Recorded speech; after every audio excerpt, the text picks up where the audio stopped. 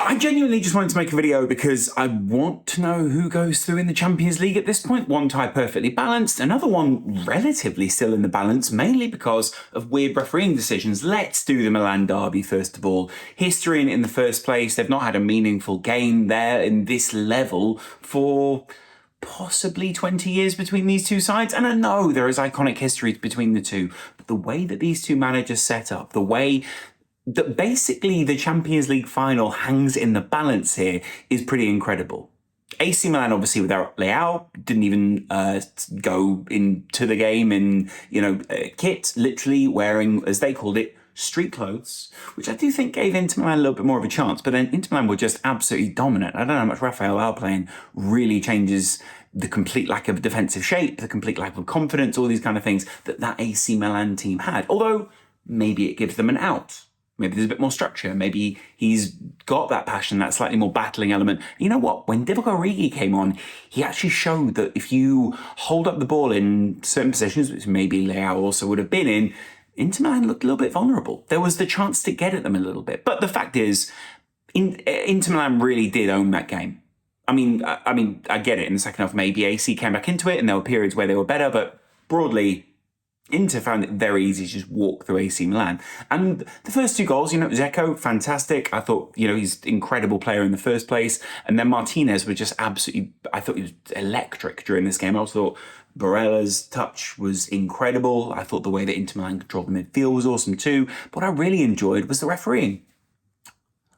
I get it. There is an element of, hey, clear and obvious here needs to be a thing. Absolutely.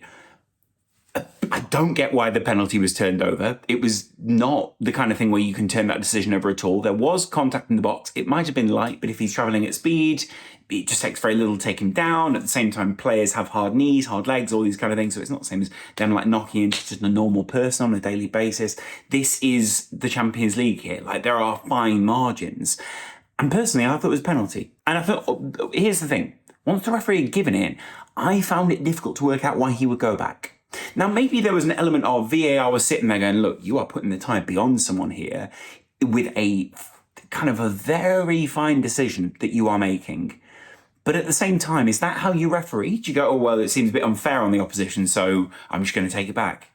Having said that, there is probably some Milan fans who are going to make they're probably going to say basically that it wasn't a penalty because it was too light. You can be touched in the box. You are allowed contact in the box. It isn't all about contact. It's actually about meaningful contact. But then what is meaningful? I just need to turn this up. What is meaningful contact, guys? It's a really good question. What is meaningful contact in any situation to do with any of these things? I don't quite know what meaningful contact means. When it touched his hand, was that meaningful contact? It came with his chest onto his hand? No. Anyway, the point is Milan got away with a lot in this. And Inter Milan, whilst they got away with a little, I felt like they were just the more dominant side. When I look at them, they feel like slightly more, maybe more consistent, and maybe more slightly dominant, maybe more slightly frustrating players to play if you are going to pit them against Inter Milan, against Real Madrid or Man City. Inter versus Man City or Real Madrid seems maybe a little bit more of a tie. At the same time, both these sides probably get walked through by either team. They are streets differences. And maybe they look relatively similar because they are from a similar league. Having said that, I've underestimated Inter Milan constantly throughout this tournament. I thought they'd lose against Benfica. I thought Milan might have a bit too much for them. Inter Milan do need to do something here, and they are improving in the league, although, there is something going on. On the other side of that, I get it. This is also an incredible historic tie. This is an incredible stadium. As I've seen plenty of people call it, it's a cathedral of football. It is genuinely one of the best places to go watch football. I've seen AC Milan there. I've seen Inter Milan there. Both of them are very different atmospheres, very different kinds of fans. The AC Milan guys represent more of the middle classes, the money. Inter Milan more of the working classes, the normal people, so to speak. And yet, there are a lot of fans globally who just love, and I mean love, AC Milan because the marketing, the timing, all these kind of things was just there at the right time for them, and they were such a dominant side. So there seems to be a bit of head versus heart for a lot of people. I think Inter still very much own this tie, but hey, if Leao's back in the second leg, if he is even marginally fit, does he make a massive difference to this? I'd be interested to know your thoughts. Of course, on the other hand, there is a much more balanced, slightly more, I want to say, Champions League finally tie.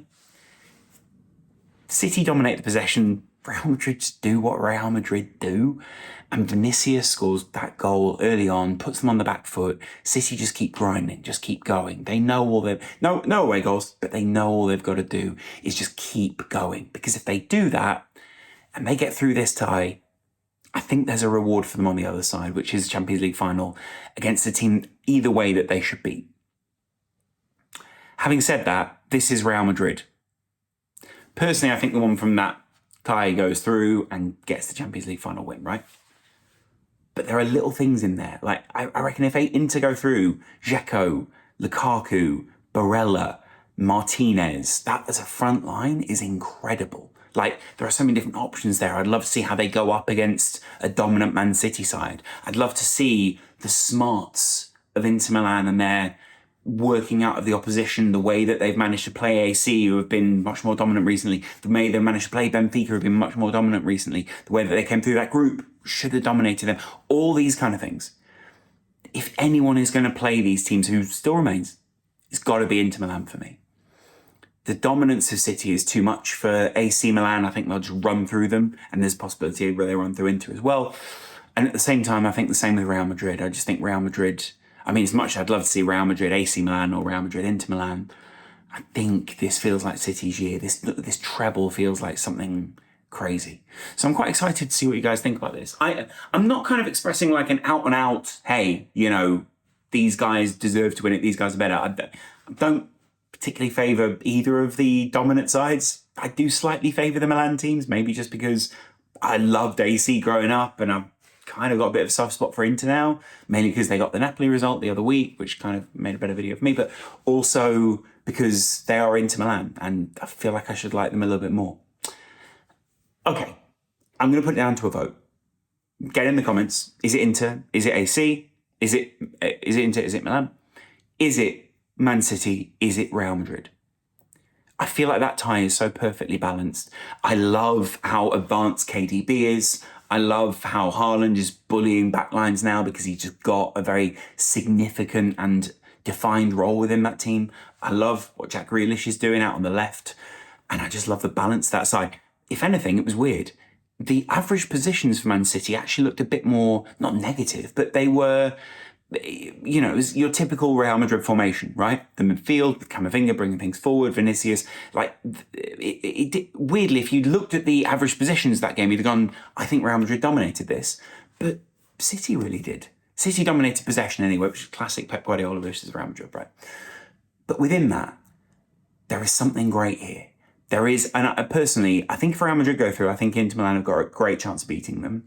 I think if Man City go through, I think it's a difficult night, but I think it sets up a really good Champions League final. A defensive team that can break versus Inter Milan. No, seriously, a defensive team that can break with real incredible strikers of the ball. Like Inter Milan have just got people who can strike the ball. And on the opposite side, we score two incredible goals, like the pass in, which maybe was a bit too easy for Real Madrid, and then the opposite way as well. So it goes both ways here. By the way, I'm just watching this Inter Milan goal again. Woof, Dzeko. Absolutely woof. What a finish. Goes around the back of the defender. And like this like weird sort of hooked, weird finish. There was a take that someone gave to me on my timeline. I'd love to know your take on this. Dzeko versus Giroud. Who do you have? Who's your guy?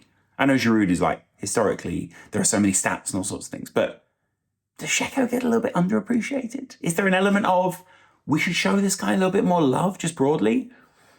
Anyway, I'd be interested to know what you guys think. Let me know what's going on for you. You know, what are you feeling? The way these ties are balanced now. I'll put this up for, there's a bit more vibes in this. I'd love to chat to you guys a little bit more in the comments below. Get down there and I'll see you in the comments. Much love, guys. See you in a bit. Bye.